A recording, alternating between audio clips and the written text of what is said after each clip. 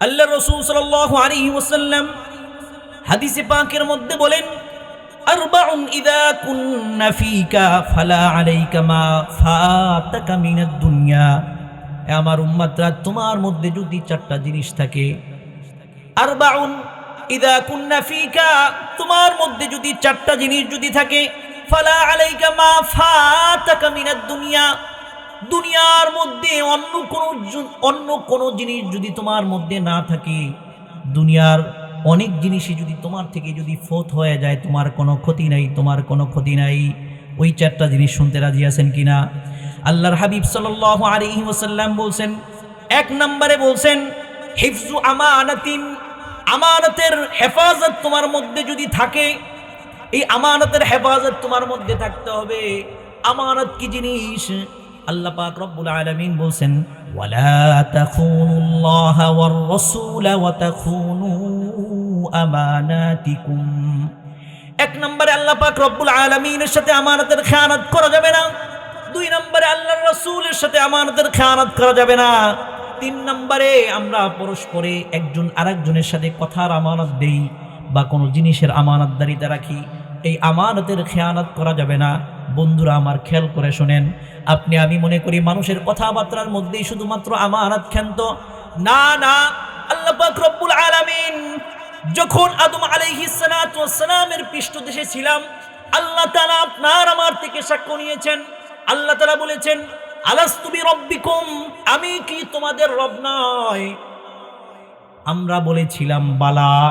কি বলেছিলাম? বালা, অবশ্যই আপনি আমাদের রব। এটা আল্লাহ পাক রব্বুল আলামিনের সাথে আমরা ওয়াদা করেছিলাম।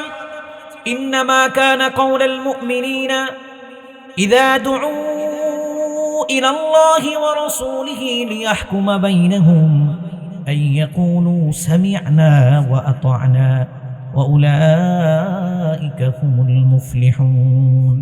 মুমিনের সিফাত কি? মুমিনের গুণ কি? এই সম্পর্কে আল্লাহ তাআলা বলছেন, ইন্নামা কানা কাওলুল মুমিন কাওলাল মুমিনিনা, যারা মুমিন হবে তাদের কথা কি হবে? আল্লাহ এবং তার রাসূলের দিকে, ইযা দুউ ইলাল্লাহি ওয়া রাসূলিহি লিয়াহকুমা বাইনাহুম, যখন তাদেরকে আল্লাহ এবং তার রাসূলের দিকে ডাকা হবে, আল্লাহ এবং তার রাসূলের দিকে যখন তাদেরকে মুমিনদেরকে আহ্বান করা হবে, লিয়াহকুমা বাইনাহুম, যে আল্লাহ এবং তার রাসূল তোমাদের মধ্যে ফয়সালা করে দিবেন, তখন তাদের কথা এটাই হবে, আইয়াকুলু সামি'না ওয়া আতা'না, যে আমরা শুনবো এবং মানবো। সিল্লাহ বলেন সুবহানাল্লাহ। এখানে এই মজলিসটা কিসের মজলিস? কোরআনের মজলিস। কিসের মজলিস? কোরআনের মজলিস। এখানে কথা হবে কার?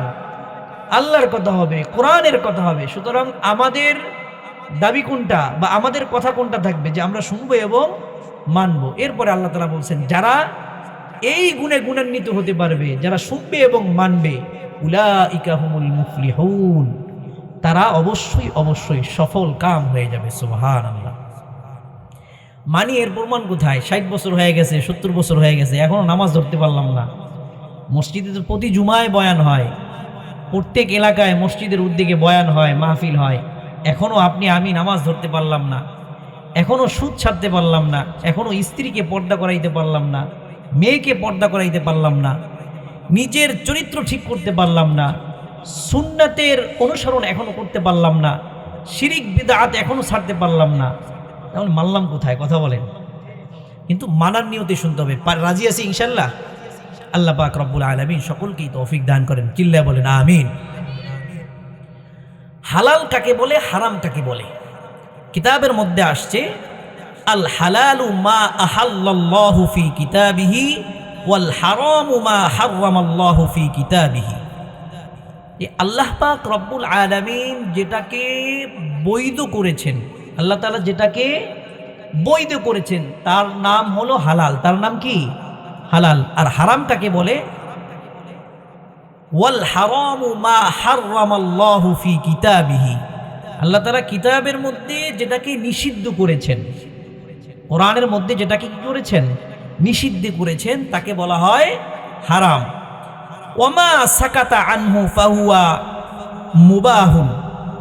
আল্লাহ পাক রব্বুল আলামিন যেই ক্ষেত্রে চুপ থেকেছেন, হালাল হারামের স্পষ্ট কোনো নস পাওয়া যায় না, হালাল এবং হারামের স্পষ্ট কোনো নস, হালালেরও স্পষ্ট কোনো নস নাই, এটা যে হারাম, এই হারাম হওয়ারও স্পষ্ট কোনো নস নাই। এটাকে বলা হয়েছে, ওই ক্ষেত্রে আল্লাহ তাআলা চুপ থেকেছেন, এটাকে বলা হয়েছে কি? মুবাহ। এটাকে বলা হয়েছে মুবাহ। হালালের গুরুত্ব কি? আমরা যে ইবাদতগুলো করি, আপনি আমি আমরা সকলেই যে ইবাদতগুলো করি, এই ইবাদতগুলো কবুল হওয়ার পূর্ব শর্ত হলো হালাল রুজি উপার্জন এবং হালাল খাবার গ্রহণ করা। আল্লাহ তাআলা বলছেন, ইয়া আইয়ুহান নাসু কুলু মিম্মা ফিল আরদি হালালান তাইয়্যিবা ওয়া লা তাত্তাবিউ খুতুওয়াতিশ শাইতান ইন্নাহু লাকুম আদুউম মুবিন। আল্লাহ পাক রব্বুল আলামিন বলেছেন, হে লোক সকল, কুলু মিম্মা ফিল আরদি হালালান তাইয়্যিবা, জমিনে আমি যে রিজিক তোমাদেরকে দান করেছি তোমরা হালাল ভাবে এই রিজিকগুলো ভক্ষণ করো। কিভাবে? হালাল ভাবে এই রিজিকগুলো ভক্ষণ করো, অর্থাৎ তোমার উপার্জনের পথ ও পদ্ধতি যেন কি হয়? হালাল হয়। ওয়ালা তাত্তাবিউ খুতুওয়াতিশ শাইতান, শয়তানের পদাঙ্ক অনুসরণ করো না। অর্থাৎ তুমি অন্যায় পথে জুলুম অবিচার করে কোনো মুসলমান ভাইয়ের প্রতি জুলুম অবিচার করে সুদ ঘুষের মাধ্যমে অর্থ উপার্জন করো না, কারণ এটা কার পথ? শয়তানের পথ। কার পথ? কথা বলেন, কার পথ? ইন্নাহু লাকুম আদুউম মুবিন, শয়তান তোমাদের প্রকাশ্য শত্রু। আল্লাহ তাআলা অন্য আয়াতে বলছেন, ইয়া আইয়ুহার রাসূলু কুলু মিনাত তাইয়্যিবাতি ওয়া'মালু সলিহা, যে হে রাসূলগণ, আপনারা আল্লাহ তাআলার দেওয়া হালাল রিজিক থেকে ভক্ষণ করেন, ওয়া'মালু সলিহা, এবং নেক আমল করেন। এখানে একটা বোঝার কথা, আল্লাহ তাআলা বলছেন, আগে বলছেন তোমরা হালাল রিজিক খাও, এরপরে বলছেন কি? ওয়া'মালু সলিহা, এবং কি করো? নেক আমল করো। আগে কোনটা বলছেন? হালাল রিজিকের কথা আগে বলছেন, এরপরে বলছেন কোনটা? ওয়া'মালু সলিহা, এরপরে তোমরা আমলে সালেহ করো। সুতরাং আমলে সালেহ, সৎ আমল কবুল হওয়ার জন্য অন্যতম শর্ত হলো কি করা? হালাল খাবার ভক্ষণ করা, হালাল অর্থ উপার্জন করা। এই আয়াতের ব্যাখ্যার মধ্যে আমি যে পূর্বে আয়াত পড়েছি, ইয়া আইয়ুহান নাসু কুলু মিনাত তাইয়্যিবাতি ওয়া'মালু সলিহা, এই আয়াতের ব্যাখ্যার মধ্যে ইমাম কুরতুবী বলেন, আন-নাজাতু ফি সালাসা, তিনটা জিনিসের মধ্যে এই উম্মতের নাজাত আছে। কয়টা জিনিস? কথা বলেন, কয়টা জিনিস? তিনটা জিনিস। কিছু কিছু বয়ান মুখস্থ রাখা দরকার। তিনটা জিনিসের মধ্যে এই উম্মতের নাজাত আছে। এক নাম্বার, আকলুল হালাল, হালাল খাবার খাওয়া। দুই নাম্বার, ওয়া আদাউল ফারিদা, আল্লাহ পাক রব্বুল আলামিন যত ইবাদত ফরজ করেছেন সমস্ত ফরজ ইবাদতগুলো আদায় করা। তিন নাম্বার, ওয়াল ইক্তিদাউ বিন নবী সাল্লাল্লাহু আলাইহি ওয়াসাল্লাম, আল্লাহ রাসূল সাল্লাল্লাহু আলাইহি ওয়াসাল্লামের সুন্নাত অনুসরণ করা। এই তিনটা জিনিস যদি কোনো ব্যক্তি যদি নিজের জীবনে যদি পালন করতে পারে, তাহলে কাল কিয়ামতের ময়দানে ওই ব্যক্তি নাজাত পেয়ে যাবে। চিল্লায় বলেন সুবহানাল্লাহ। হালাল খাবার এক নম্বরে কি? আকলুল হালাল, হালাল খাবার খাওয়া। দুই নাম্বার, আদাউল ফারিদা, আল্লাহ তাআলার সমস্ত ফরজ ইবাদতগুলো কি করা? আদায় করা। ফরজ যত ইবাদত আছে, যে সমস্ত হুকুম আহকাম আল্লাহ পাক রব্বুল আলামিন আপনার আমার জন্য ফরজ করেছেন, ওই সমস্ত হুকুম আহকামগুলো আদায় করা। তিন নাম্বার, এই হুকুম আহকাম আদায় করতে গিয়ে আপনি কি নিজের মন মতো আদায় করবেন, নাকি আল্লাহ রাসূল সাল্লাল্লাহু আলাইহি ওয়াসাল্লামের দেখানো পথ ও পদ্ধতি অনুযায়ী আদায় করবেন? কথা বলেন। আল্লাহ রাসূল সাল্লাল্লাহু আলাইহি ওয়াসাল্লামের দেখানো পথ ও পদ্ধতি অনুযায়ী কি করতে হবে? আমল করতে হবে। সেটাকে বলা হয় আরবিতে আল ইক্তিদাউ বিন নবী সাল্লাল্লাহু আলাইহি ওয়াসাল্লাম। আল্লাহ রাসূল সাল্লাল্লাহু আলাইহি ওয়াসাল্লাম হাদিসে পাকের মধ্যে বলেন, আরবাউন ইযা কুন্না ফীকা ফালা আলাইকা মা ফাতাকা মিনাদ দুনিয়া, আমার উম্মতরা তোমার মধ্যে যদি চারটা জিনিস থাকে, আরবাউন ইদা কুন্না ফিকা, তোমার মধ্যে যদি চারটা জিনিস যদি থাকে, ফালা আলাইকা মা ফাতাকা মিনাদ দুনিয়া, দুনিয়ার মধ্যে অন্য কোন জিনিস যদি তোমার মধ্যে না থাকে, দুনিয়ার অনেক জিনিসই যদি তোমার থেকে যদি ফোত হয়ে যায়, তোমার কোনো ক্ষতি নাই, তোমার কোনো ক্ষতি নাই। ওই চারটা জিনিস শুনতে রাজি আছেন কিনা? আল্লাহর হাবিব সাল্লাল্লাহু আলাইহি ওয়াসাল্লাম বলছেন, এক নম্বরে বলছেন হিফজু আমানাতিন, আমানতের হেফাজত তোমার মধ্যে যদি থাকে, এই আমানতের হেফাজত তোমার মধ্যে থাকতে হবে। আমানত কি জিনিস? আল্লাহ পাক রব্বুল আলামিন বলেন, ওয়ালা তাখুনুল্লাহ ওয়ার রাসূল ওয়া তাখুনু আমানাতিকুম। এক নম্বরে আল্লাহ পাক রব্বুল আলামিনের সাথে আমানতের খেয়ানত করা যাবে না। দুই নম্বরে আল্লাহর রাসূলের সাথে আমানতের খেয়ানত করা যাবে না। তিন নম্বরে আমরা পরস্পরে একজন আরেকজনের সাথে কথার আমানত দেই বা কোনো জিনিসের আমানতদারিতা রাখি, এই আমানতের খেয়ানত করা যাবে না। বন্ধুরা আমার, খেয়াল করে শোনেন, আপনি আমি মনে করি মানুষের কথাবার্তার মধ্যেই শুধুমাত্র আমানত ক্ষান্ত। না না, আল্লাহ পাক রব্বুল আলামিন যখন আদম আলাইহিস সালাতু ওয়াস সালামের পৃষ্ঠদেশে ছিলাম, আল্লাহ তাআলা আপনার আমার থেকে সাক্ষ্য নিয়েছেন। আল্লাহ তাআলা বলেছেন, আলাস্তু বিরাব্বিকুম, আমি কি তোমাদের রব নয়? আমরা বলেছিলাম বালা। কি বলেছিলাম? বালা, অবশ্যই আপনি আমাদের রব। এটা আল্লাহ পাক রব্বুল আলামিনের সাথে আমরা ওয়াদা করেছিলাম। আল্লাহ পাক রব্বুল আলামিন আপনার আমার উপর নামাজ ফরজ করেছেন, এটা আল্লাহর দেওয়া আপনার আমার প্রতি আমানত। আমরা রব বলে স্বীকার করে নিয়েছিলাম। আল্লাহ যখন ফজরের আজানের আওয়াজ আসবে কানের মধ্যে, আসসালাতু খায়রুম মিনান নাওম, সমস্ত ঘুম ফেলে নামাজের জন্য মসজিদে চলে যাব, এই বালা শব্দের মধ্যে এটা আছে। আবার যখন জোহরের নামাজের আজান হয়, মুয়াজ্জিন যখন হাইয়া আলাস সালাহ, আসো আসো নামাজের দিকে আসো, হাইয়া আলাল ফালাহ, আসো আসো সফলতার দিকে আসো, তখন সমস্ত কাজ কর্ম ফেলে নামাজের জন্য মসজিদে যাওয়া, এটা আল্লাহর সাথে ওয়াদা করেছিলাম। ঠিক আসরের সময়, মাগরিবের সময়, এশার সময় যখন মুয়াজ্জিন আজানের ধ্বনিতে সারা দুনিয়া প্রকম্পিত করে দেয়, আল্লাহু আকবার ধ্বনিতে যখন সারা দুনিয়া কেঁপে ওঠে, ঠিক আপনি আমি ওয়াদা করে নিয়েছিলাম যে আল্লাহ আপনি আমাদের রব। সুতরাং ওই রব স্বীকার করার মধ্যে এটাও ছিল যে আজানের আওয়াজ কানে আসার সাথে সাথে সমস্ত কর্ম ফেলে আমরা ৫ ওয়াক্ত নামাজের জন্য মসজিদে চলে যাব। আল্লাহর সাথে আমাদের আমানত ছিল। আল্লাহ পাক রব্বুল আলামিন চোখ দিয়েছেন, চোখ দেওয়ার পরে বলেছেন, গদ্দু আবসারাকুম, তোমরা তোমাদের চোখের নজরকে হেফাজত করো। রাস্তাঘাটে যখন চলবা তখন তোমরা তোমাদের দৃষ্টিকে অবনত রাখবা, পর নারীর দিকে তাকাবা না, অশ্লীল সিনেমা দেখবা না।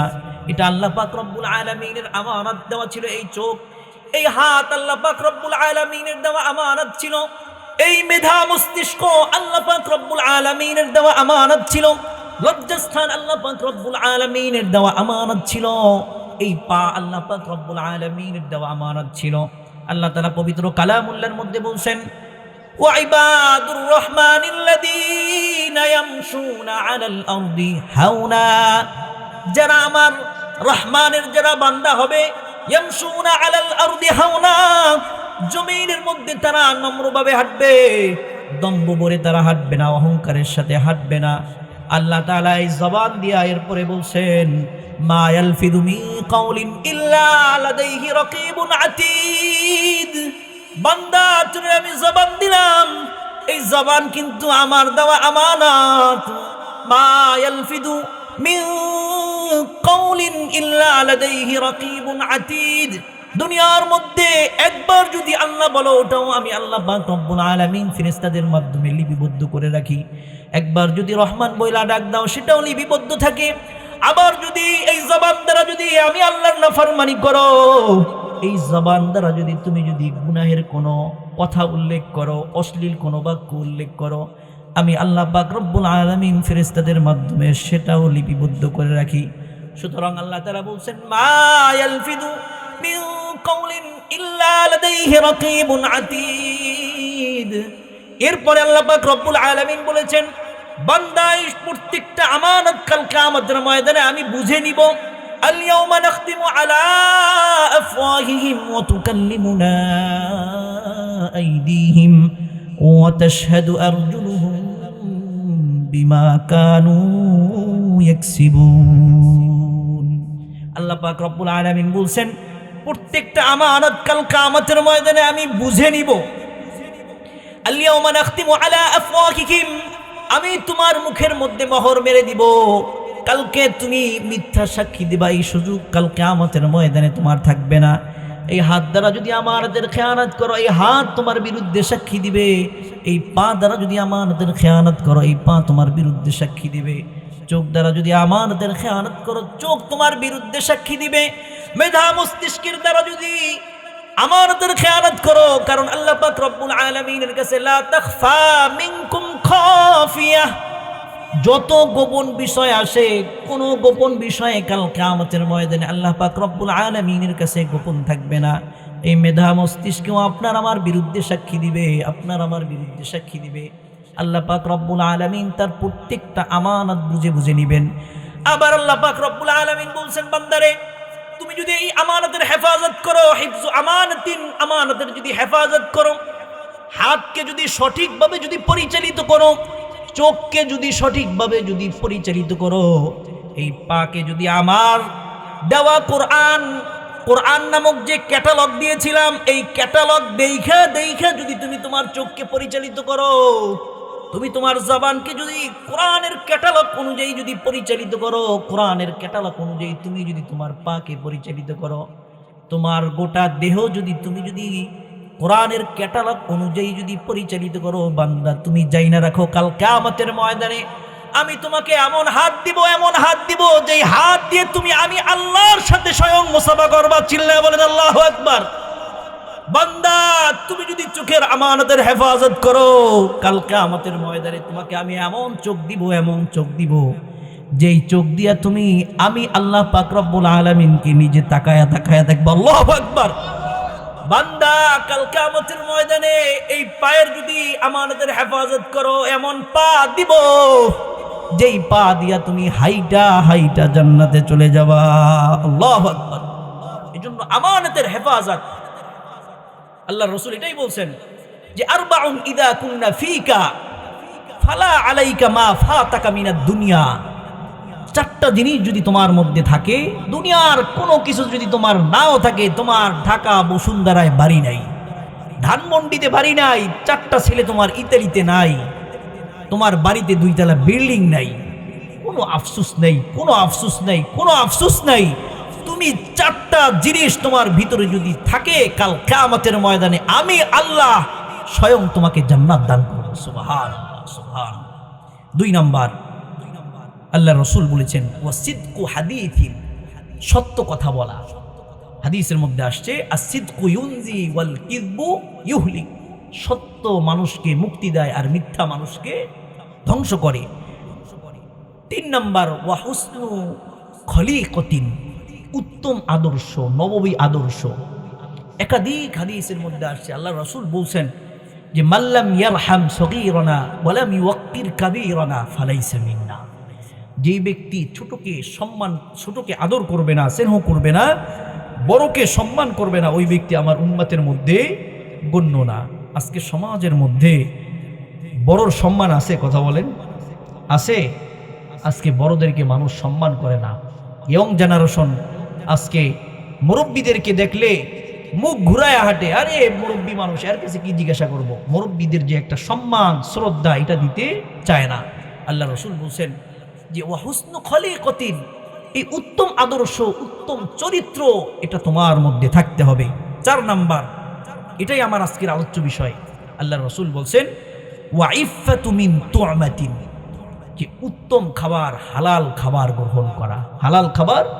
গ্রহণ করা। এই 4টা জিনিস যদি তোমার ভিতরে যদি থাকে, 1 নাম্বার বললাম হিফজু আমানাতিন, আমানতের হেফাজত, আল্লাহর আমানতের হেফাজত, রাসূলের আমানতের হেফাজত, নিজেদের পরস্পরের আমানতের হেফাজত। 2 নাম্বার সিদকু হাদিস, অর্থাৎ সত্য বলা, সর্বদা সত্য বলা। 3 নাম্বার ওয়া হুসনু খলিকাতিন, উত্তম চরিত্রে চরিত্রবান হওয়া। 4 নাম্বার ওয়া ইফফাতু মিন তু'মাতিন, খাবার হালালভাবে খাদ্য গ্রহণ করা। আল্লাহ পাক রব্বুল আলামিন আমাদের সকলকে এই 4টা বিষয়ের উপর আমল করার তৌফিক দান করুক। সকলে বলেন আমিন। আল্লাহর রাসূল বলেছেন, হাদিসের মধ্যে আসছে, ইয়াতি আলান নাসি জামান লা ইউবালিল মারউ মা আখাযা মিনহু আমিনাল হালালি আম মিনাল হারাম। মানুষের উপর দিয়ে এমন একটা সময় আসবে যখন মানুষ এটার পরোয়া করবে না যে এই আমার আয় রোজগার, আমার ইনকামটা, আমি যেভাবে অর্থ উপার্জন করতেছি এটা হালাল না হারাম, এটার পরোয়া মানুষ করবে না। ওই রকম একটা সময় এখন চলে আসছে কিনা। মানুষ টাকা পাইলেই সে গ্রহণ করবে। আমার এই ইনকামটা হালাল না হারাম এটার পরোয়া সে করবে না। টাকা পাইছে তো টাকা গ্রহণ করতেছে, এটা কোরআন হাদিসের দৃষ্টিতে এটা হালাল না হারাম এই দিকে সে কর্ণপাত করবে না। আজকে দোকানদার ভাইরা মাপে যেই ব্যক্তি ক্রয় করতেছে তাকে ঠকাচ্ছে, আবার যে ব্যক্তি ক্রয় করতেছে সেও সুযোগ পাইলে দোকানদারকে ঠকায় দিচ্ছে, জাল নোট দিয়া দোকানদারদেরকে ঠকায় দিচ্ছে। কথা বলেন ঠিক কিনা? অথচ কাল কিয়ামতের ময়দানে কঠিন বিচারের সম্মুখীন হতে হবে। আল্লাহ পাক রব্বুল আলামিন পবিত্র কালামুল্লাহর মধ্যে বলছেন, ওয়াইলুল লিল মুতাফফিফিন আল্লাযীনা ইযা ইক্তালু আলান নাসি ইস্তাওফুন। যে ধিক্কার ওই সমস্ত ব্যবসায়ীর জন্য যারা যখন মেপে নেয় তখন পুরাপুরি নেয়, আর যখন মেপে দেয় আর একজনকে মেপে দেয় তখন একটু কম দেয়। তখন একটু কি দেয়? কম দেয়, মাপে একটু কম দিয়া দেয়। আপনি 1 কেজি মাল কিনছেন, আপনি টাকা দিচ্ছেন কয় কেজি? 1 কেজিরই টাকা দিয়েছেন, আপনাকে একটু কম দিয়া দিল। হাদিসের মধ্যে আসছে আল্লাহ রাসূল সাল্লাল্লাহু আলাইহি ওয়াসাল্লাম একদিন বাজারে বের হয়েছেন, সকালবেলা মদিনার বাজারে বের হয়েছেন। বাজারে বের হওয়ার পরে খাবারের বিশাল একটা স্তূপ, এই স্তূপের মধ্যে আল্লাহ রাসূল হাত ঢুকায়া দিছে। হাত ঢুকায়া দেওয়ার পরে ভিজা বের হয়েছে। কি বের হয়েছে? ভিজা বের হয়েছে। আল্লাহ রাসূল সাল্লাল্লাহু আলাইহি ওয়াসাল্লাম বললেন, কি ব্যাপার, তুমি শুকনা খাবার উপর দিয়ে রাখছো আর ভিজা খাবার তুমি নিচে দিয়ে রাখছো মানুষকে ধোঁকা দেওয়ার জন্য? বলতেছে আল্লাহ রাসূল, বৃষ্টি হয়েছে এই জন্য নিচের খাবারটা ভিজে গেছে, আমি উপর দিয়ে শুকনা খাবারটা দিয়ে রাখছি। আল্লাহ রাসূল বললেন, এটাই ধোঁকা। এটাই কি? ধোঁকা। কতটা সতর্ক করেছেন আল্লাহ রাসূল সাল্লাল্লাহু আলাইহি ওয়াসাল্লাম। এজন্য অনেক সময় দেখা যায় আমরা ফল ক্রয় করি, ফল, এই তুচ্ছ তুচ্ছ জিনিসকে মানুষ মূল্যায়ন করে না, অথচ কাল কিয়ামতের ময়দানে এই তুচ্ছ জিনিসই আপনার জাহান্নামে যাওয়ার কারণ হবে। কথা বলেন ঠিক কিনা? 1 কেজি ফল কিনলেন, ফলওয়ালা যেই কার্টুন দিয়েছে এই কার্টুনের নিচে বড় মোটা একটা কি দেওয়া আছে, কাগজ দেওয়া আছে। ওজনে মাপ দিয়া দেখা যায় কিছু কিছু কাগজ এরকমও থাকে প্রায় 50 গ্রাম চলে যায়, এত মোটা থাকে যে 50 গ্রাম চলে যায়। 50 গ্রাম যদি চলে যায়, আপনি দিলেন 950 গ্রাম। কত দিলেন? 950 গ্রাম, আর ওইটার দাম ওটার গেছে 50 গ্রাম, মোট 1 কেজি দিয়েছেন আপনি মিল কইরা, ডিজিটাল যে মাপ ওই মাপের উপর আপনি দাম রাখছেন। কিসের দাম? ফলের 1 কেজির দাম রাখছেন, ফলের 1 কেজির দাম রাখছেন। আপনি দিছেন কি 50 গ্রাম কম। আরে 50 গ্রাম তো ওই যেই কাগজটা আছে ওই কাগজের ওজন। 50 গ্রাম কিন্তু কিসের ওজন না? ফলের ওজন না। কথা বলেন ঠিক কিনা? কাল কিয়ামতের ময়দানে এর জন্য আল্লাহ পাক রব্বুল আলামিনের কাছে আপনার দণ্ডায়মান হতে হবে। এর জন্য কাল কিয়ামতের ময়দানে আপনার আল্লাহর কাছে দাঁড়াইতে হবে। এবং এই যে আপনি যেভাবে ক্রয় বিক্রয় করলেন, এটাও কোরআন হাদিসের দৃষ্টিতে কি নাই? জায়েজ নাই। অথচ আল্লাহ রাসূল সাল্লাল্লাহু আলাইহি ওয়াসাল্লাম হাদিসে পাকের মধ্যে এটা বলেছেন যে যখন তুমি মেপে দাও, আরেকজনকে যখন মেপে দাও তখন মাপে একটু ছাড় দাও। মানে ছাড় দাও বলতে একটু বেশি দাও, মাপে একটু কি দাও? বেশি দাও। আবার ক্রেতা যে তাকে বলছেন যেই দাম আছে ওই দামের উপর তুমি একটু ছেড়ে দাও, 2-1 টাকা তাকেও কি করো? বেশি দাও। চিল্লা বলেন সুবহানাল্লাহ। কত সুন্দর আদর্শ আল্লাহ রাসূল সাল্লাল্লাহু আলাইহি ওয়াসাল্লাম রেখে গিয়েছেন। আল্লাহু আকবার। দেখেন মানুষজন হারাম উপার্জনে লিপ্ত হয় কখন? খুব তাড়াতাড়ি টাকার নেশা, খুব তাড়াতাড়ি যারা বড়লোক হতে যায়, তড়িঘড়ি করে যারা টাকা পয়সার মালিক হয়ে যায়, এরা দেখবেন হারামের মধ্যে লিপ্ত হয়ে যায়। কথা বলেন ঠিক কিনা? কারণ হালাল টাকায় বড়লোক হওয়াটা একটু কঠিন, কথা বলেন ঠিক কিনা? বড়লোক হওয়া যায় একটু ধীরে ধীরে, একটু সময় লাগে। কিন্তু হারাম টাকায় যারা বড়লোক হতে চায় এরা খুব তড়িৎ গতিতে অসৎ পথে উপার্জনের মধ্যে লিপ্ত হয়ে পড়ে, কথা বলেন ঠিক কিনা? অথচ আল্লাহ রাসূল সাল্লাল্লাহু আলাইহি ওয়াসাল্লাম হাদিসের মধ্যে এটাই বলছেন, ওয়া ইন্না রূহাল কুদুসি নাফাসা ফি রূই আন্না নাফসান লান তামুতা হাত্তা তাস্তাকমিলা রিজকাহা আলা ফাত্তাকুল্লাহা ওয়া আজমিলু ফিত তালাব। আপনার রিজিক যতক্ষণ পর্যন্ত আছে ততক্ষণ পর্যন্ত কেউ আপনাকে মারতে পারবে না। আর রিজিক যখন, আল্লাহর দেওয়া রিজিক যখন শেষ হয়ে যাবে, একটা সেকেন্ড ও দুনিয়ার মধ্যে থাকতে পারবেন না, কথা বলেন ঠিক কিনা? রিজিক যখন শেষ হয়ে যাবে তখন ছেলে 10টা ইটালি না 20টা ইটালি, বাবা তুমি কি খেতে চাও বলো, দুনিয়ার সব হরিণের গোস্ত জীবনে খাও নাই, সুন্দরবন থেকে যত কোটি টাকা লাগুক হরিণ ক্রয় করে এনে তোমাকে তোমার সামনে হরিণের গোস্ত দিব, তুমি শুধু বলো একবার তুমি কি খেতে চাও। কিন্তু আল্লাহ তাআলা তাকদীরে লিখে রাখছেন যে একটা চালের ভাতও তোর পেটে আর যাবে না, পশ্চিম কালেও ওই ব্যক্তির পেটে কোনো দানা পানি যাওয়া সম্ভব, কথা বলেন সম্ভব? পশ্চিম কালেও সম্ভব। আর আল্লাহ পাক রব্বুল আলামিন যদি কারো রিজিকের মধ্যে লিখে রাখে যে তুমি এই পর্যন্ত রিজিক শেষ না হওয়ার আগে তোমার মৃত্যু হবে না, তাকে যদি ডাকাতে কোবায়া নারী ভুড়ি বেরো করে তার আগ পর্যন্ত তার মৃত্যু হবে না, কথা বলেন ঠিক কিনা? এই জন্য আপনার রিজিকে যেটা আসে সেটা এমনিই আপনার রিজিকে চলে আসবে, এর জন্য তাড়াহুড়ার কোনো প্রয়োজন নাই। হারাম পন্থায় অর্থ উপার্জনের কোনো প্রয়োজন নাই। আপনার রিজিকে যেটা আছে আপনি চিন্তাও করতে পারবেন না, এমন ভাবে আল্লাহ পাক রব্বুল আলামিন আপনাকে রিজিক দান করবেন, কথা বলেন ঠিক কিনা? ওয়ামান ইয়াত্তাকিল্লাহা ইয়াজআল লাহু মাখরাজা। আল্লাহ তাআলা বলেন ওয়ামান ইয়াত্তাকিল্লাহা, যারা আল্লাহকে ভয় করে, ইয়াজআল লাহু মাখরাজা, সমস্ত প্রতিবন্ধকতা আল্লাহ তাআলা দূর করে সমস্ত রিজিকের দ্বার তার সামনে উন্মুক্ত করে দিবেন, সুবহানাল্লাহ। ওয়ামিন হাইসু ইয়ারযুকহু লা ইয়াহতাসিব, এমন ভাবে আল্লাহ তাআলা রিজিক দান করবেন ওই ব্যক্তি টেরও পাবে না যে রিজিক কোত্থেকে আসতেছে, সুবহানাল্লাহ। সুতরাং অবৈধ পন্থায় অর্থ উপার্জনের দিকে যাবেন না।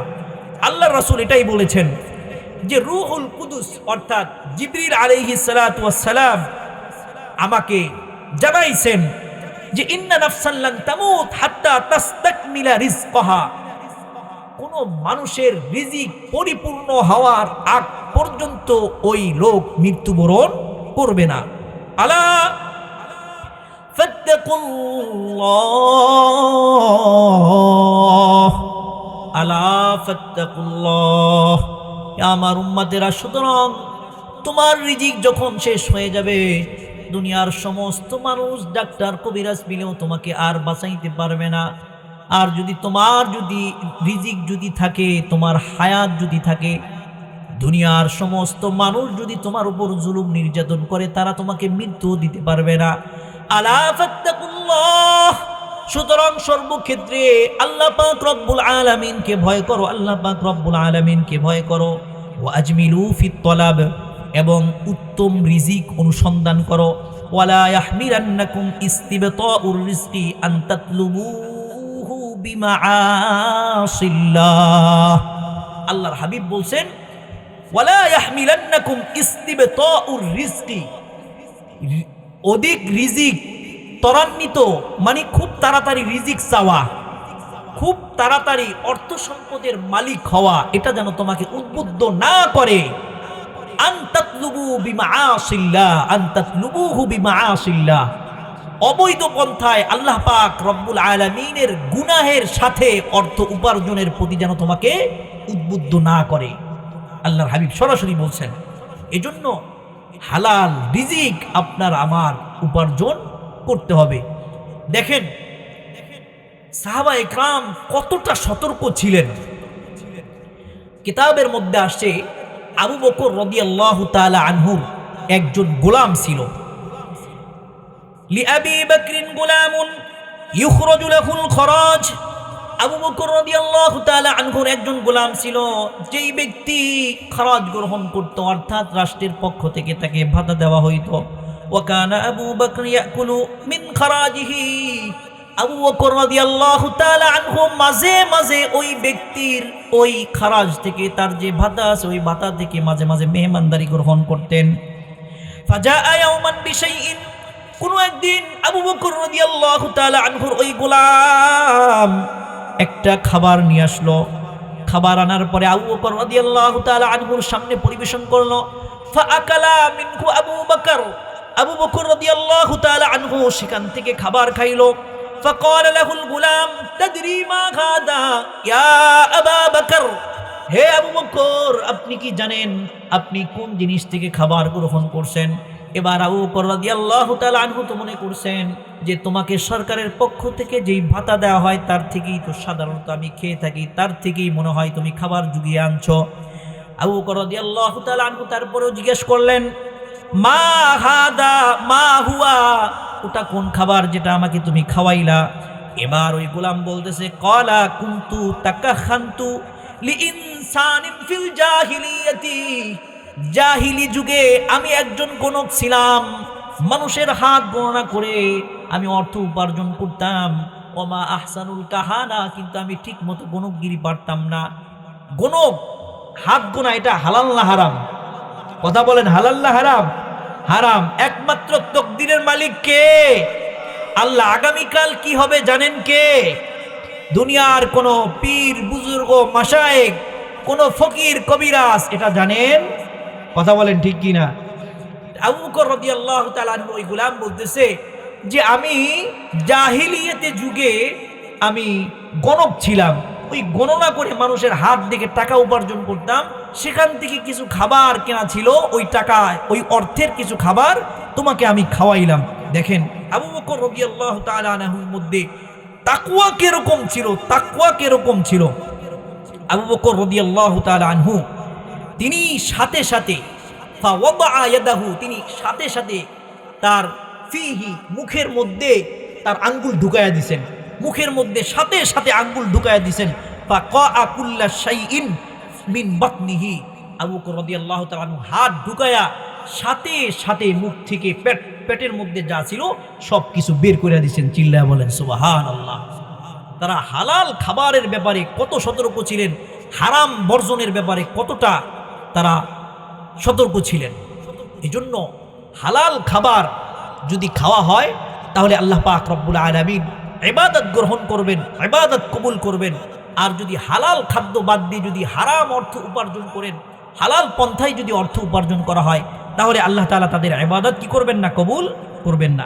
এক হাদিসের মধ্যে আসছে, আল্লাহ রাসূল সাল্লাল্লাহু আলাইহি ওয়াসাল্লাম বলেছেন, লা আইয়াখুযা তুরাবান ফায়াজআলুহু ফি ফিহি খায়রুন লাহু মিন আইয়াজআলা ফি ফিহি মা হারামাল্লাহু আলাইহি। হারাম খাবারের চেয়ে মুখের মধ্যে মাটি দিয়ে মুখ বন্ধ কইরা রাখাটা উত্তম। আল্লাহু আকবার।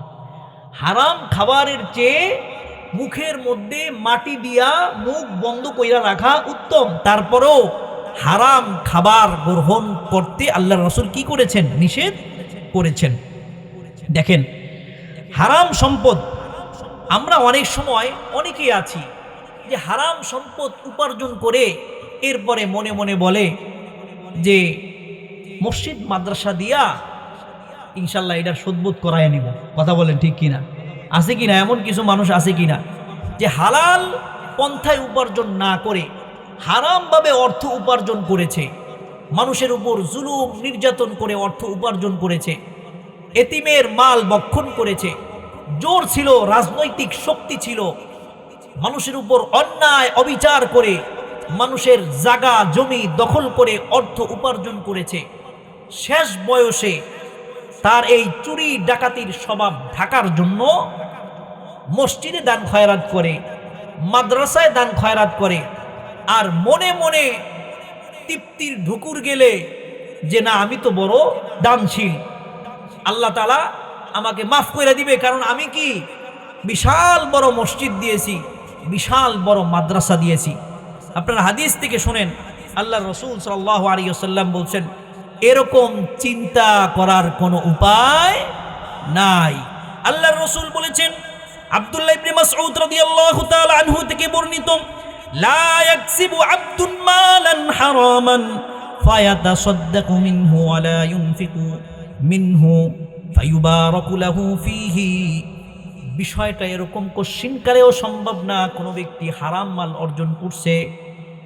ইয়াকসিবু আবদুন মালান হারামান, কোনো ব্যক্তি হারাম মাল, হারাম অর্থ উপার্জন করেছে, হারাম ভাবে অর্থ কামাই করেছে, আর ফায়াতাসাদ্দাকু ফীহি ফায়াতাসাদ্দাকু মিনহু, ওই ব্যক্তি আল্লাহর রাস্তায় সদকা করে দিবে, ওই মাল থেকে আল্লাহর রাস্তায় সদকা করবে, মসজিদ নির্মাণ করবে, মসজিদের মধ্যে টাকা পয়সা দিবে, মাদ্রাসার মধ্যে টাকা পয়সা দিবে, এলাকার এতিম মিসকিন যারা আছে তাদেরকে দান খয়রাত করবে, এলাকায় বিধবা অসহায় মহিলা যারা আছে তাদেরকে দান সদকা করবে, আর সে মনে মনে বলবে ফায়ুবারাকু লাহু, আল্লাহ তাআলা তাকে ওই ধন সম্পদের মধ্যে বরকত দিবে। ব্যাপারটা এরকম না। আল্লাহর রাসূল বলেছেন, ওয়ালা ইয়াতরুকু হু খালফা যহরিহি ইল্লা কানা যাদাকু ইলান নার, ওই ব্যক্তির ওই সম্পদ দিন দিন তাকে জাহান্নামের দিকে আগায়া নিয়ে যায়, জাহান্নামের দিকে আগায়া নিয়ে যায়। এরপরে আল্লাহর রাসূল বলছেন, ইন্নাল্লাহা লা ইয়ামহুস সাইয়্যা বিসাইয়্যি, নাপাকির মাধ্যমে কোনো নাপাকি দূর হয় না। কথা বলেন ঠিক কিনা? আপনি অর্থ উপার্জন করছেন নাপাক পন্থায়, অর্থ উপার্জন করছেন হারাম পন্থায়, এখন এইটাকে দান সদকা করে এটাকে হালাল করবেন, আল্লাহ তাআলা এই দান কশিন কালেও গ্রহণ করবে না। কথা বলেন ঠিক কিনা? আল্লাহ তাআলা কশিন কালেও আপনার এই টাকা পয়সায় দান খয়রাত কিচ্ছু আল্লাহ তাআলা গ্রহণ করবেন না। আল্লাহ তাআলা হালালটা গ্রহণ করেন। কোনটা গ্রহণ করেন? আল্লাহ তাআলা হালালটা গ্রহণ করেন। এই জন্য ওই যে বাংলায় একটা কথা আছে, এই গরু চুরি কইরা জুতা চুরি কইরা গরু দান, এমন একটা কথা আছে না, যে জুতা চুরি কইরা গরু দান করা, এর দ্বারা কোনো ফায়দা হবে না। এই জন্য অর্থ উপার্জন হইতে হবে হালাল পন্থায়। হারাম পন্থায় অর্থ উপার্জন করে যদি সদকাও করে দেন, তাহলেও কাল কিয়ামতের ময়দানে এই টাকা পয়সার কোনো দাম আল্লাহ পাক রব্বুল আলামিনের কাছে এই দান খয়রাতের কোনো দাম হবে না। পক্ষান্তরে যদি কোনো ব্যক্তি সারাদিন রিক্সা চালায়া অর্থ সম্পদ উপার্জন করেছে হালাল পন্থায়, মসজিদের মধ্যে যদি 1 টাকা দান করে, আল্লাহর হাবিব বলেছেন কাল কিয়ামতের ময়দানে আল্লাহ তাআলা পাহাড় পরিমাণ সওয়াব বাড়ায়া তার আমল নামায় দান করবেন। সুবহানাল্লাহ। হাদিসের মধ্যে আসছে, মান তাসাদ্দাকা বিআদলি তামারাতিন মিন কাসবিন তাইয়্যিবিন ওয়া লা ইয়াকবালুল্লাহু ইল্লা আত-তাইয়্যিবা ওয়া ইন্নাল্লাহা ইয়াতাকাব্বালুহা বিয়ামিনিহি ثم يربيها لصاحبه كما يربي أحدكم فلوه حتى تكون مثل الجبل। আল্লাহ রাসূল সাল্লাল্লাহু আলাইহি ওয়াসাল্লাম বলেছেন, কোন ব্যক্তি যদি এক মুষ্টি খেজুর দান করেন, তাসাদ্দাকা বিআদলি তামারাতিন মিন কাসবিন তাইয়্যিবিন, হালাল অর্থ উপার্জন থেকে যদি কোন ব্যক্তি এক মুষ্টি খেজুর দান করেন, ওয়ালা ইয়াতাকাব্বালুল্লাহু ইল্লা বিত-তাইয়্যিব, আর আল্লাহ তাআলা, আল্লাহর রাসূল এখানে বলেছেন, আর আল্লাহ তাআলা হালাল টাকার দান গ্রহণ করেন, হারাম টাকার দান আল্লাহ তাআলা কোশ্চিন কালেও কবুল করবে না। ওয়া ইন্নাল্লাহা ইয়াতাকাব্বালু বিয়ামিনিহি, ওই এক মুষ্টি খেজুর আল্লাহ তাআলা ডান হাতে গ্রহণ করেন। চিল্লায় বলেন সুবহানাল্লাহ। এবং উটের মালিক যেইভাবে ছোট্ট উটকে লালন পালন কইরা 50,000 টাকা দামের উটের বাচ্চাকে লালন পালন করতে করতে বছরের পর বছর লালন পালন করতে করতে 5 লাখ টাকা বিক্রি করে, ঠিক তেমনি ভাবে আল্লাহ পাক রব্বুল আলামিন ওই এক মুষ্টি খেজুরকে বাড়াইতে বাড়াইতে হাত্তা তাকুনা মিথলাল জাবাল, জাবাল শব্দের অর্থ পাহাড়, পাহাড় পরিমাণ সওয়াব বাড়াইয়া দিবেন। চিল্লায়া বলেন সুবহানাল্লাহ। কিন্তু আমাদের সমাজের নীতি নৈতিকতা উল্টায় গেছে। কথা বলেন ঠিক কিনা? সারা জীবন অবৈধ পন্থায় অর্থ উপার্জন করে এরপরে মসজিদের মধ্যে বড় ডোনার হয়ে টাকা পয়সা দিয়ে এখন সে মসজিদের সভাপতি। কথা বলেন ঠিক কিনা? তার গরমে অন্য অন্য মুসল্লিরা মসজিদে থাকতে পারে না। কথা বলেন ঠিক কিনা? হ্যাঁ, মসজিদের ইমাম সাহেব সুদের বিরুদ্ধে বললে, ঘুষের বিরুদ্ধে বললে, চাঁদাবাজের বিরুদ্ধে বললে ইমাম সাহেবের চাকরি থাকে না, এরকম সমাজ আছে কিনা? বাংলাদেশে অনেক আছে, আমিও দেখেছি। সুদের বিরুদ্ধে ইমাম সাহেব বলার কারণে ইমাম সাহেবের চাকরি শেষ। অথচ মসজিদের যেই মেম্বার, এটা আল্লাহর দেওয়া আমানত। একজন খতিবের জন্য এটা আল্লাহর দেওয়া আমানত। এই মেম্বার থেকে একজন ইমাম সাহেব সুদের বিরুদ্ধে বলবে, কথা বলেন ঠিক কিনা? এই মেম্বার থেকে একজন ইমাম, একজন খতিব ঘুষের বিরুদ্ধে বলবে। এই মেম্বার থেকে একজন ইমাম চাঁদাবাজের বিরুদ্ধে বলবে।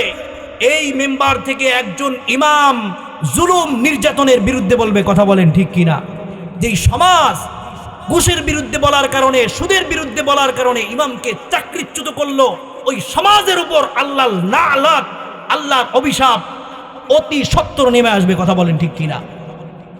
এই জন্য সমাজের সমস্ত মানুষ, মসজিদ এসি করা তো ফরজ না, কথা বলেন ঠিক কিনা?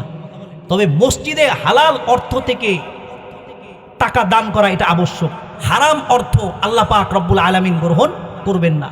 আপনার অর্থ উপার্জন হারাম, আপনি কোটি টাকা দান করলেও কোনো সওয়াব হবে না। আর আপনার অর্থ উপার্জন হালাল, আপনি 1 টাকা দান করলে কাল কিয়ামতের ময়দানে আল্লাহ পাক রব্বুল আলামিন পাহাড় পরিমাণ বাড়ায় দিবেন, সুবহানাল্লাহ। এই জন্য সমাজের মানুষ, আপনাদেরও কিছু দায়িত্ব আছে, আপনাদেরও কি আছে? কিছু দায়িত্ব আছে। আল্লাহ তাআলা বলছেন, ইন্নামা ইয়া'মুরু মাসাজিদাল্লাহি মান আমানা বিল্লাহি ওয়াল ইয়াউমিল আখির ওয়া আকামাস সালাতা ওয়া আতাজ যাকাতা ওয়া লাম ইয়াখশা ইল্লাল্লাহ ফাআসা উলাইকা আন ইয়াকুনু মিনাল মুহতাদিন। মসজিদ কারা আবাদ করবে? আল্লাহ পাক রব্বুল আলামিন বলে দিয়েছেন, ইন্নামা ইয়া'মুরু মাসাজিদাল্লাহি, মসজিদ আবাদ করবে। ইন্নামা ইয়া'মুরু মাসাজিদাল্লাহি মান আমানা বিল্লাহ, যারা আল্লাহ পাক রব্বুল আলামিনের প্রতি ঈমান আনে, মান আমানা বিল্লাহি ওয়াল ইয়াউমিল আখির, এবং কিয়ামতের দিবসের প্রতি ঈমান আনে। মান আমানা বিল্লাহি ওয়াল ইয়াউমিল আখির ওয়া আকামাস সালাতা ওয়া আতাজ যাকাহ, এবং যারা নামাজ কায়েম করবে এবং যারা অর্থ সম্পদশালী হলে যাকাত আদায় করবে। ওয়ালাম ইয়াখশা ইল্লাল্লাহ, এবং যারা ভয় করে কাকে? চিল্লায় বলেন কাকে? চিল্লায় বলেন কাকে ভয় করে? আল্লাহকে ভয় করে। কিন্তু সমাজের দিকে তাকাইলে দেখা যায়, যেই ব্যক্তি সমাজের মধ্যে রাজনৈতিক প্রভাব যার বেশি, যেই ব্যক্তি অর্থের গরম বেশি যার, যেই ব্যক্তির ছেলে সন্তান গোষ্ঠীর গরম যার বেশি, নামাজ এক ওয়াক্ত পড়ে না, জুমার নামাজও মিস হয়ে যায়, এমন ব্যক্তি মসজিদের সভাপতি, কথা বলেন ঠিক কিনা?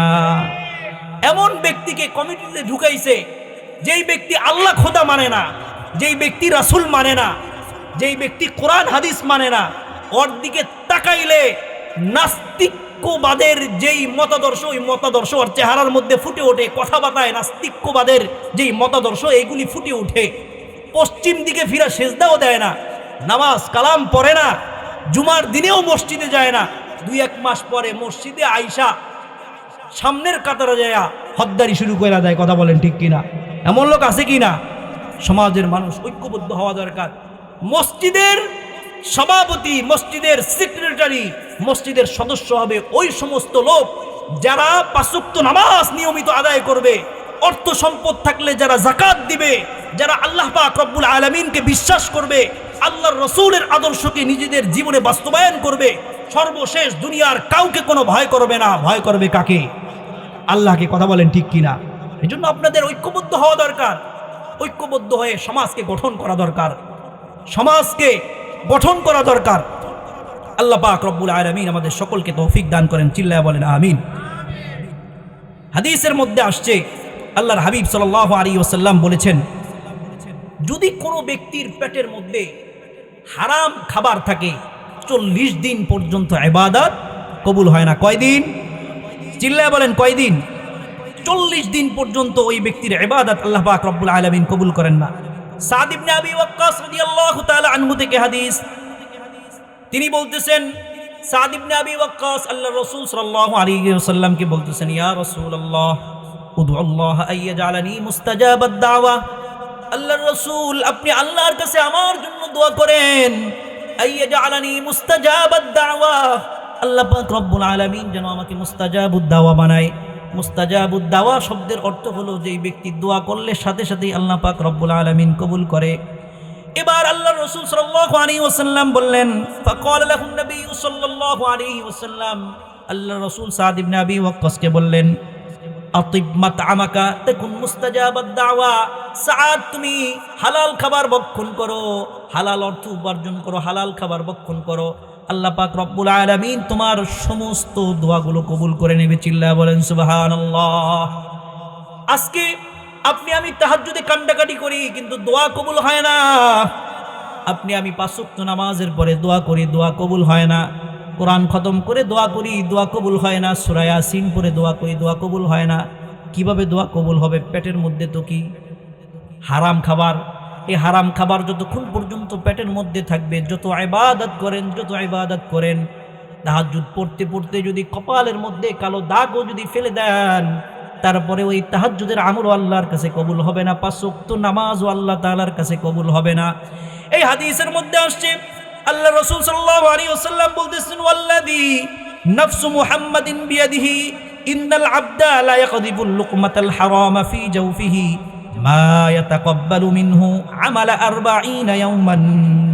আল্লাহ রাসূল বলছেন, মুহাম্মাদের জান যেই সত্তার হাতে, ওই সত্তার কসম খেয়ে বলতেছি, কোনো ব্যক্তি যদি পেটের মধ্যে 1 লোকমা হারাম খাবার যদি দেয়, কোনো ব্যক্তি যদি পেটের মধ্যে 1 লোকমা অনেক না 1 লোকমা হারাম খাবার যদি দেয়, মা ইয়াতাকাব্বালু মিনহু 40 ইয়াওমান, মা ইয়াতাকাব্বালু মিনহু আমালা 40 ইয়াওমান, আল্লাহ তাআলা তার 40 দিনের ইবাদত গ্রহণ করবেন না। কয় দিনের? 40 দিনের কোনো ইবাদত আল্লাহ তাআলা গ্রহণ করবেন না। আল্লাহর হাবিব বলেছেন, ওয়া আইয়ুমা আবদিন নাবাতা লাহমুহু মিনাস সুহতি ওয়ার রিবা ফান্নারু আওলা বিহি।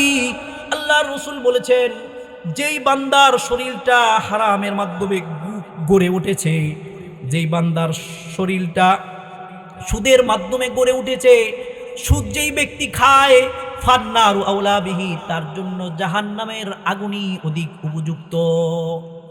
বাবারে, কিতাবের মধ্যে একটা ঘটনা আসছে, আপনারা জানেন ইব্রাহিম ইবনে আদমের নাম আপনারা শুনেছেন। এক সময় বলকের বাদশা ছিল তিনি। আল্লাহ পাক রব্বুল আলামিনের জায়নামাজে দাঁড়ায় আল্লাহ পাক রব্বুল আলামিনের কুদরতি পায়ে সেজদা করা ওই বাদশাহী থেকে তার কাছে অনেক প্রিয়। কথা বলেন ঠিক কিনা? আল্লাহ আল্লাহ জিকির তার কাছে সারা দুনিয়ার মানুষকে সামনে রেখে দুনিয়ার বিচার আচার করার থেকে লা ইলাহা ইল্লাল্লাহ জিকির তার কাছে অধিক প্রিয়। আল্লাহ আল্লাহ জিকির তার কাছে অধিক প্রিয়। এই ব্যক্তি একদিন বাইতুল মাকদিসে মসজিদুল আকসার মধ্যে নামাজে দাঁড়ায় গেছে। নামাজে সূরা কোরআন তেলাওয়াত করতেছে। এমত অবস্থায় পিছন থেকে 2 জন ফেরেশতা, তারা একজন আরেকজনকে বলাবলি করতেছে, এই যেই ব্যক্তি নামাজে দাঁড়াইছে একে তোমরা চেনো কিনা? এবার আরেক ফেরেশতা বলতেছে, হ্যাঁ একে আমি চিনি, এ তো বলকের বাদশা ছিল ইব্রাহিম ইবনে আদম, যিনি আল্লাহর প্রেমে বাদশাহী ত্যাগ করেছেন। আল্লাহ পাক রব্বুল আলামিনের ইশক, তার মধ্যে এত ইশক, তিনি সমস্ত দুনিয়ার বাদশাহী ত্যাগ করে জায়নামাজ নিয়ে পড়ে থাকে। এক ফেরেশতা বলতেছে, হ্যাঁ আমি তাকে চিনি, তার পরিচয় এটা। এবার অপর ফেরেশতা বলতেছে, ভাই দীর্ঘ কয়েকদিন যাবত এই ব্যক্তির কোনো আমলনামা আসমানের মধ্যে উঠে না, আল্লাহ তাআলা এই ব্যক্তির কোনো আমল কবুল করেন না। এই কথাগুলো ইব্রাহিম ইবনে আদম শুনতেছে। অপর ফেরেশতা জিজ্ঞাসা করে, ভাই তার আমল গ্রহণ না করার কারণ কি? তার ইবাদত কেন কবুল হয় না? এটার কারণ কি? এবার আরেক ফেরেশতা উত্তর দেয়, ভাই উনি মদিনার মধ্যে একটা দোকানে খেজুর ক্রয় করতে গিয়েছিল। ওই খেজুর যখন পাল্লার মধ্যে মেপে দিবে, এমত অবস্থায় ওই পাল্লার বাহির থেকে 2টা খেজুর নিচে পড়ে গিয়েছিল। উনি মনে করেছিল যে এই খেজুর 2টা ওনার পাল্লার মাপের যে খেজুর, ওই খেজুর, এটা মনে করে উনি ওই 2টা খেজুর খেয়ে ফেলেছিল। ওই দোকানদারের অনুমতি নাই। এই কারণে দীর্ঘ কয়েকদিন যাবত তার আমলনামা আল্লাহ পাক রব্বুল আলামিন কবুল করেন না।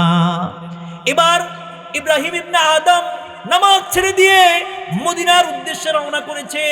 শত শত মাইল সেই মসজিদুল আকসা থেকে মদিনা, সেখানে রওনা করেছে।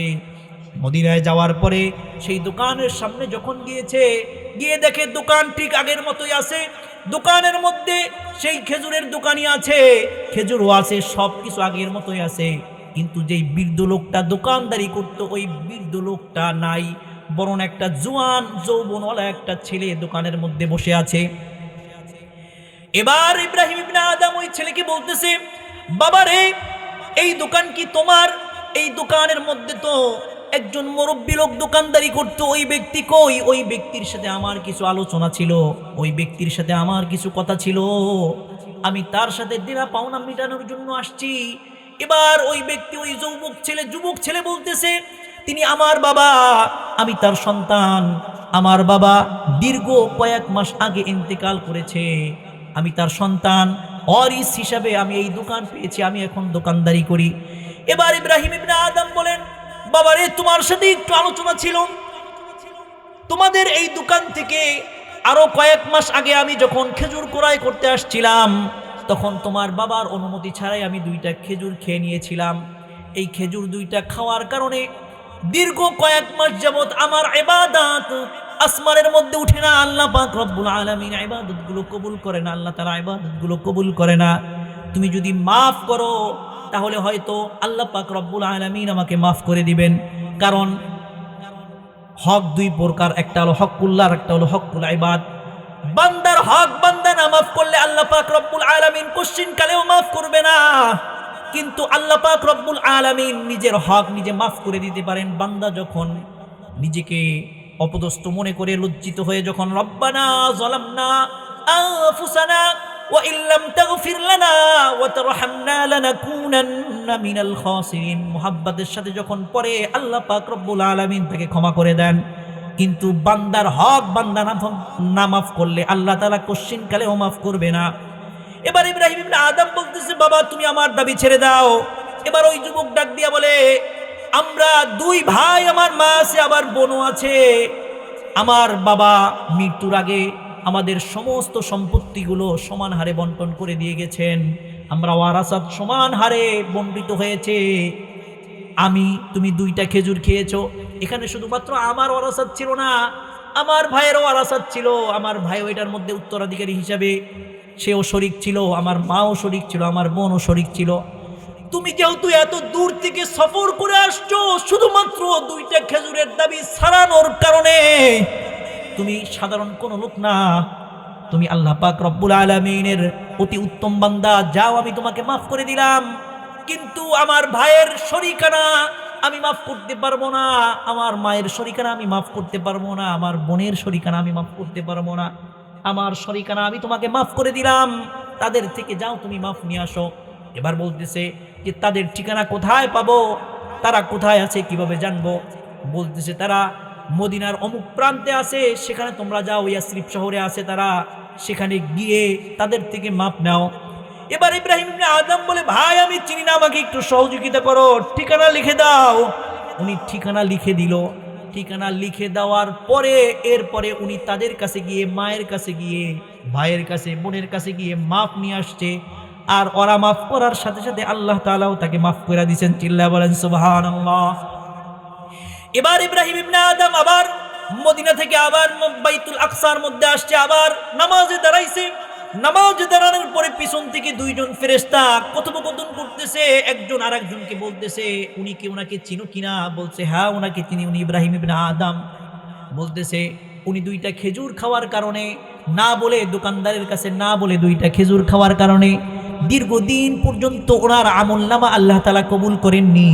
ওনার কোনো আমল আল্লাহ পাক রব্বুল আলামিনের আসমানে পৌঁছায় নাই। এরপরে উনি যখন এটা জানতে পারলো, উনি মদিনায় গিয়ে ওই খেজুরওয়ালার যে ছেলে ছিল, যে ওয়ারিস ছিল, তাদের কাছ থেকে মাফ নিয়ে আসছে। এখন তার সমস্ত ইবাদত আল্লাহর কাছে কবুল হচ্ছে। চিল্লায়া বলেন সুবহানাল্লাহ। 2টা খেজুর আমাদের কাছে অতি তুচ্ছ, আমাদের কাছে অতি তুচ্ছ, কিন্তু এটা পেটের মধ্যে যতদিন পর্যন্ত ছিল, মাপ যতদিন পর্যন্ত না নিয়েছে, ততদিন পর্যন্ত আল্লাহ পাক রব্বুল আলামিন তার কোনো ইবাদত কবুল করেন নাই। এজন্য হালাল খাবার ইবাদত কবুল হওয়ার জন্য পূর্ব শর্ত হলো হালাল খাবার খাওয়া। আল্লাহ রসুল হাদিসের মধ্যে বলছেন যে ইয়া আইয়ুহাল্লাযীনা আমানু কুলু মিনাত তাইয়্যিবাতি মা রাযাকনাকুম, যে আমার দেওয়া উত্তম রিজিক থেকে তোমরা গ্রহণ করো। এরপরে আল্লাহর রাসূল বলছেন তুম্মা যাকারা রাজুলা ইউতিলুস সাফারা, মুসাফির অবস্থায় দোয়া কি হয়? কবুল হয়। আল্লাহর রাসূল বলছেন যে একজন লোকের কথা উল্লেখ করলেন যেই ব্যক্তি দীর্ঘ সফর করে আসছে, আশআসা আকবারা, যেই ব্যক্তির চুলগুলো এলোকাশি, মুখের মধ্যে চেহারার মধ্যে ধুলামলিন চেহারা, এই ব্যক্তি মুসাফির অবস্থায় দোয়া কবুল হয়। এই ব্যক্তি ইয়ামুদ্দুহু ইলাস সামাই ইয়া রব ইয়া রব, আসমানের দিকে দুই হাত তুলে আল্লাহর কাছে দোয়া করতেছে ইয়া রব ইয়া রব। আল্লাহর হাবিব বলতেছেন ওয়া মাতআমুহু হারাম ওয়া মাশরাবুহু হারাম ওয়া মালবাসুহু হারাম ওয়া গুযিয়া বিল হারাম ফাআন্না ইউস্তাজাবু লিযালিক। আল্লাহর হাবিব বলতেছেন যে ওর খাবারও হারাম, পোশাক যে ক্রয় করেছে সেই অর্থও হারাম, শরীর যে বেড়ে উঠেছে ওই খাবারও হারাম। সুতরাং ফাআন্না ইউস্তাজাবু লিযালিক, তোমরা আমাকে বলো তার দোয়া আল্লাহ তাআলা কিভাবে কবুল করবে। জন্য দোয়া কবুলের এবং ইবাদত কবুলের পূর্ব শর্ত কি? হালাল খাবার খাওয়া। কি খাওয়া? হালাল খাবার খাওয়া। হাদিসের মধ্যে আসছে লা তাজুলু কদম ইবনি আদম হাত্তা ইউসআলা আন খামসিন, কাল কিয়ামতের ময়দানে এই পা, আপনার আমার পা, আল্লাহ পাক রব্বুল আলামিনের ওই চুম্বকের মতো আটকায় ধরবে। 5টা প্রশ্ন করবে, এই 5টার উত্তর দেওয়ার আগে জমিন কারো পা ছাড়বে না।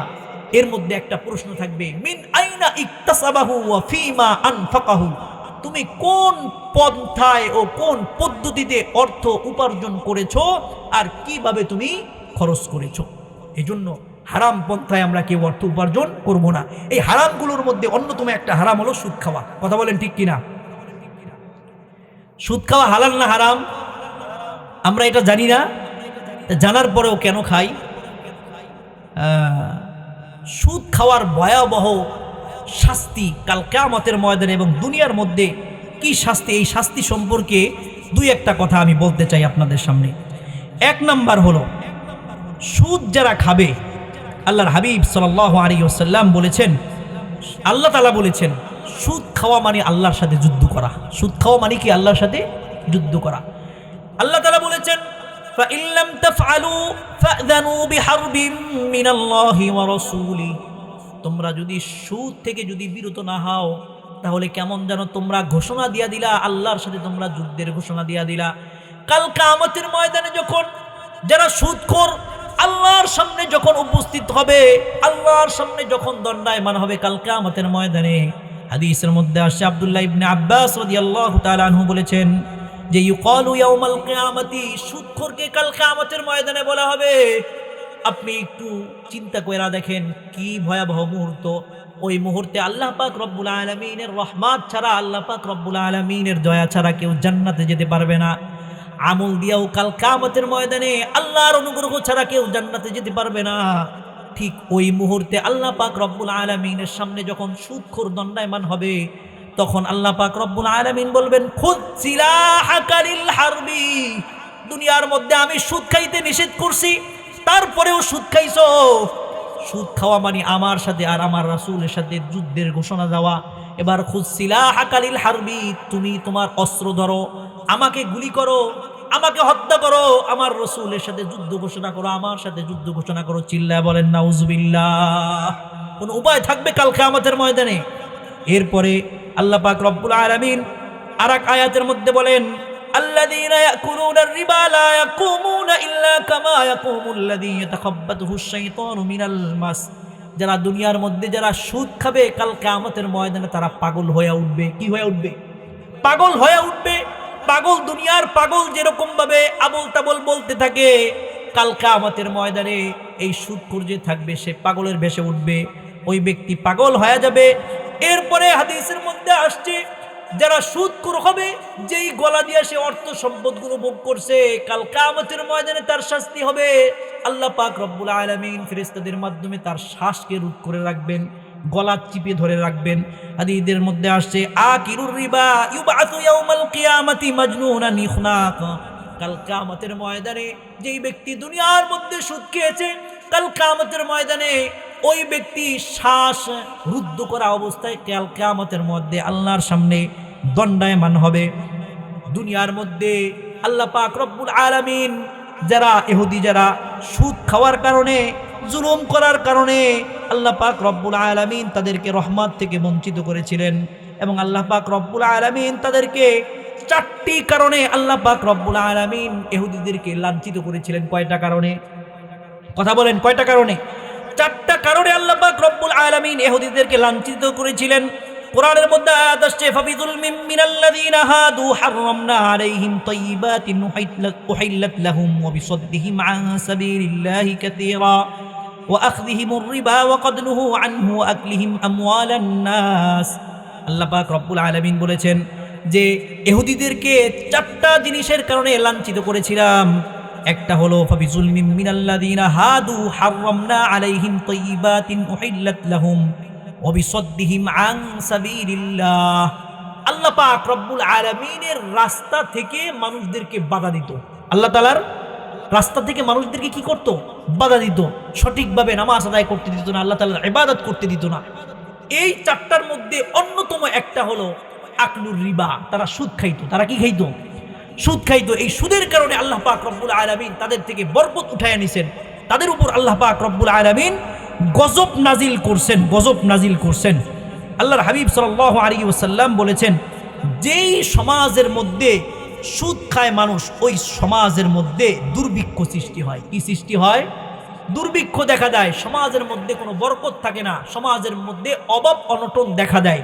হাদিসের মধ্যে আসছে, ইদা যহরা ফি ক্বরিয়াতিন আয-যিনা ওয়ার রিবা ফাকাদ আহাল্লু বিআনফুসিহিম আযাবাল্লাহ। যদি কোনো সম্প্রদায়ের মধ্যে জেনা, পরকিয়া, ব্যভিচার, অশ্লীলতা যদি প্রকাশ পায় এবং সুদ যদি প্রকাশ পায়, তাহলে ওই সমাজের লোকেরা, অর্থাৎ যারা জেনা করলো, যারা পরকিয়া করলো, যারা সুদ খাইল, তারা নিজেদের উপর পুরা এলাকাবাসীর জন্য আল্লাহর আযাবকে বৈধ করে নিল। চিল্লায় বলেন নাউজুবিল্লাহ। সমাজের সুদ কি সবাই খায় না 2-4 জন খায়? সমাজের জিনা কি সবাই করে না 2-4 জন করে? পরকিয়া কি সবাই করে না 2-4 জন করে? সবাই করে না, 2-4 জন করে।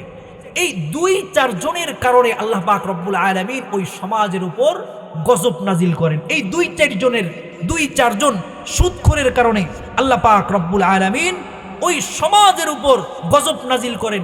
এই 2-4 জন জিনাখোরের কারণে আল্লাহ পাক রব্বুল আলামিন সমাজের উপর কি করেন? গজব নাজিল করেন। এজন্য আমি উদারত আহ্বান করব আপনাদেরকে, প্রত্যেকটা মা বোন, ছেলে সন্তান, আচ্ছা একজন মানুষ সুদ খায় কখন? যখন তার অনেক টাকা পয়সার প্রয়োজন হয়। কথা বলেন ঠিক কিনা? অনেক টাকা পয়সার প্রয়োজন, আমি তাড়াতাড়ি বড়লোক হতে চাই, তখন সে 1 টাকায় 10 টাকা যেন লাভবান হতে পারে, এই জন্য টাকা পয়সা সুদে লাগায়। কোনো মা যদি, সমাজের মধ্যে কোনো মা যদি, হাদিসের মধ্যে সরাসরি আসে, আর রিবা সাবউনা জুজউন আইসারুহা আইয়ানকিহার রাজুলু উম্মাহু, যে সুদের সর্বনিম্ন শাস্তি হলো 70টা শাস্তি। এই 70টা শাস্তির সর্বনিম্ন হলো নিজের মায়ের সাথে জেনা করা। চিল্লায় বলেন নাউজুবিল্লাহ। নিজের মায়ের সাথে কি করা? জেনা করা। কোনো মা, যেই মা জানে যে আমার সন্তান সুদ খায়, ওই মা যদি সন্তানকে যদি অনুরোধ করে যে বাবা তুমি আর সুদ খাবা না, তুমি সারাদিন ইনকাম করে রিক্সা চালায়া, ভ্যান চালায়া, অটো চালায়া, তোমার যেই ইনকামের যে টাকা, ওই টাকাই আমরা আমাদের সংসার চলবে, সুদ খায়া আমাদের তাড়াতাড়ি বড়লোক হওয়ার কোনো প্রয়োজন নাই। কোনো মা যদি গার্ডিয়ান হয়ে যদি ছেলেকে এই কথা বলে, কোনো স্ত্রী যদি তার স্বামীকে বলে যে ওগো স্বামী আমরা সুদ খাইতে চাই না, কাল কিয়ামতের ময়দানে আল্লাহর আযাবের সম্মুখীন হতে চাই না, আমার প্রতি মাসে মাসে মার্কেটের প্রয়োজন নাই, প্রতি সপ্তাহে সপ্তাহে কাপড় চোপড়ের প্রয়োজন নাই, গরুর গোস্তুর খাবারের কোনো প্রয়োজন নাই, নদীর মাছের প্রয়োজন নাই, আমরা পুঁটি মাছ দিয়ে খাবো, আলু ভর্তা আর ডাল দিয়ে খাবো, তারপরেও হালাল খাবো, কাল কিয়ামতের ময়দানে তুমি আমি একসাথে জান্নাতে যেতে চাই, আশা করা যায় কোনো স্বামী সুদ খাবে না। কথা বলেন ঠিক কিনা? কোনো মা, কোনো মেয়ে যদি, কোনো ছেলে যদি বাপকে অনুরোধ কইরা বলে যে বাবা আমাদের অনেক অর্থ সম্পত্তির দরকার নাই, ঢাকার শহরে 2-4 তলা বাড়ির আমাদের প্রয়োজন নাই, গ্রামের বাড়িতে 2-3 তলা বিল্ডিং বাড়ির আমাদের প্রয়োজন নাই, বড় মাছ আমরা খেতে চাই না, ভালো ভালো খাবার আমরা খেতে চাই না। আপনি হালাল পন্থায় যা উপার্জন করবেন ওভাবেই আমরা দিন রাত যাপন করতে চাই, কিন্তু তারপরেও আমরা সুদ খাইতে চাই না। আপনি সুদ ছেড়ে দেন, আমি আশাবাদী প্রত্যেকটা বাবা সুদ ছেড়ে দেবে। কথা বলেন ঠিক কিনা? এজন্য সুদ, যেখানে যেই সমাজের মধ্যে সুদ বাড়বে, যেই সমাজের মধ্যে জেনা বাড়বে, ওই সমাজের মধ্যে আল্লাহ পাক রব্বুল আলামিন গজব ফেলবেন। চিল্লায়া বলেন নাউজুবিল্লাহ। এই জন্য আখেরাতের ফিকির দরকার আমাদের বেশি বেশি, আখেরাতের ফিকির দরকার বেশি বেশি। মানুষ যখন গুনাহ করে তখন যদি চিন্তা করে যে আমার রব আমাকে দেখতেছে, তখন তার দ্বারা গুনাহ করা সম্ভব? কথা বলেন। একজন চোর চুরি করে, সে যদি মনে করে যে চুরি করা আল্লাহ তাআলা হারাম করেছেন, আমি চুরি করতেছি আল্লাহ তাআলা আমাকে দেখতেছে, সে চুরি করবে? ভিতরে যদি এই ভয় থাকে যে আল্লাহর সামনে আমার দাঁড়াইতে হবে, কাল কিয়ামতের ময়দানে কি উত্তর দিব, তার দ্বারা চুরি করা সম্ভব না। একজন জিনাখোর, হাদিসের মধ্যে আসছে, যখন একজন জিনাখোর যখন জিনা করে, তখন ঈমান নামক দৌলতটা আল্লাহ তাআলা তার থেকে উঠায়া নেয়। ঈমান নামক দৌলতটা তার থেকে আল্লাহ তাআলা উঠায়া নেয়। যুবক ভাইরা আছে, অনেকে মনে করতে পারেন যে মেয়েদের সাথে অবৈধভাবে শারীরিক সম্পর্কের নাম, মানে ফিজিক্যাল শারীরিক যে সম্পর্ক আছে, এটার নামই মনে হয় জেনা। না, প্রত্যেকটা অঙ্গ প্রত্যঙ্গের জেনা আছে। চোখের জেনা দেখা, হাতের জেনা ধরা, প্রত্যেকটা অঙ্গ প্রত্যঙ্গের জেনা আছে। হাদিসের মধ্যে আসে জিনাল আইন আন নাজর ওয়া জিনাল ইয়াদ আল বাতশ। চোখের জেনা হলো দেখা, হাতের জেনা ধরা। ওয়াল ফারজু ইউসাদ্দিকুহু আও ইউকাদ্দিবুহু। আল্লাহর রাসূল বলছেন, তবে জেনাটাকে সম্পূর্ণ রূপ দেয় হলো লজ্জাস্থান, কিন্তু এর আগেও কিছু ধাপ আছে। আল্লাহ তাআলা ওটাই নিষেধ করেছেন, ওয়ালা তাকরাবুজ জিনা, তোমরা জিনার ধারের কাছেও যেও না। অর্থাৎ নিজের চোখের যে আমানত, এই আমানতকে হেফাজত করো। হাতের যে আমানত, এই আমানতকে হেফাজত করো। কানের যে আমানত, এই আমানতকে হেফাজত করো। ঠিক একজন যুবক ভাই যখন জিনায় লিপ্ত হয়, তখন ওই যুবকের ঈমান নামক যে দৌলত, ওই দৌলতটা তার ভিতরে থাকে না, ফেরেশতারা ঈমান নামক দৌলতটা উঠায়া নেন। আপনি চিন্তা করেন, ওই অবস্থায় যদি একজন মানুষের মৃত্যু হয়, তাহলে সে কি হয়ে মারা গেল? কথা বলেন, কি হয়ে মারা গেল? বেঈমান হয়ে মারা গেল। এই জন্য আল্লাহ পাক রব্বুল আলামিনের ভয় আপনার আমার ভিতরে থাকতে হবে। আল্লাহ তাআলার ভয় যদি ভিতরে থাকে, তাহলে ওই ব্যক্তির দ্বারা গুনাহ ছাড়া একবারে সহজ। কথা বলেন ঠিক কিনা? আর ভয় আনবেন না কেন, আমাকে একটু বুঝান, কেন ভয় আনবেন না? দুনিয়ার মধ্যে আমরা কেউ কি চিরস্থায়ী? কথা বলেন, দুনিয়ার মধ্যে আমরা কেউ চিরস্থায়ী? দুনিয়ার মধ্যে আপনার গোত্রের, আপনি তো দুর্বল মানুষ, আপনার গোত্রের যারা শক্তিশালী ছিল, পুরা এলাকার মাতুব্বারি যাদের হাতে ছিল, এই সমস্ত লোকও দুনিয়ার মধ্যে নাই। কথা বলেন ঠিক কিনা? মানুষের একা 2 মণ মাথার উপর উঠাইয়া নিছে, এমন মানুষও দুনিয়ার মধ্যে নাই। সুতরাং আপনি আমি কেউ থাকতে পারবো না, কেউ থাকতে পারবো না। তাই আখিরাতকে ভয় না করে উপায় আছে? কথা বলেন, আখিরাতকে ভয় না করে উপায় আছে?